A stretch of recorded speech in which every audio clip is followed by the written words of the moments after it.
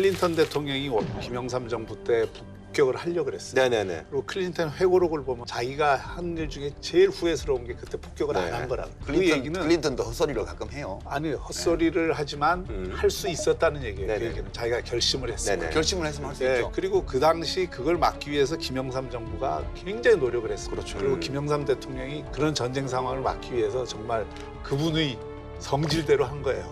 그래서 클린턴이 김영삼 대통령의 말을 들어준 겁니다. 근데 그분이 그 근데 성질대로 미국의- 우리가 할 수 있었던 게 그때 뭐가 있어요 그 당시에? 그 김영삼 대통령은 그런 게 있잖아요. 그치. 뭐 딱 그거 하면은 뭐 이게 아무리 센 사람이라도 한번 이게 붙으면 아니 근데 이거죠. 카드가 뭐예요 그런 거? 카드가 이런 거죠. 미국이 예컨대 북한에 대한 군사 행동을 하겠다고 이제 통보를 해오면 한국군으로부터 북한에 대한 군사 행동을 하는데 필요한 어떤 지원도 당시를 뭐 그런 받을 수 거죠. 없다. 이렇게 얘기를 하는 거예요. 그러면 한미 동맹이 깨지는 거죠, 그거는. 아니, 그 정도까지 얘기를 하는 거예요. 각오하고 그 얘기 한 거예요. 한미동맹 깨겠다. 이렇게 하면 그런 각오까지 하고 한 네네. 거고. 그러나 이제 걱정하는 걱정을 거. 하는 네. 이유는 지금 중동의 분쟁들이 거의 지금 해결이 되고 있어요.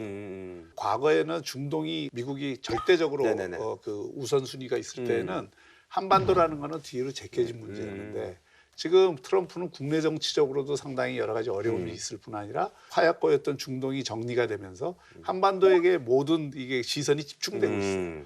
그러니까 이 시선이 집중된 걸 이용해서 어떤 식으로든 이 문제를 한번 다뤄보려고 하는 거죠. 그러니까 다루는 거야, 네. 좋죠. 그러니까 다뤄보는데 그 다뤄보는 것 중에 협상을 위한 레버리지로서 그걸 쓰든 아니면은 정말 여차하면은 그렇게도 한번 해볼 수 있다는 카드로서 그걸 검토를 하든 그런 것들이 나오고 있기 때문에 지금 불안을 느끼는 거거든요. 네네. 그리고 뭐 문재인 대통령은 그 부분에 관해서 그 점은 분명해요. 한반도에서는 전쟁이 어떤 경우에도 일어나면 안 된다는 걸 분명히 하고 국민들도 안심을 시켜주고 국제사회에 대해서도 그런 메시지를 단호하게 내는 지금 이제 겁니다. 오늘도 낸 거고 문제는 이거예요.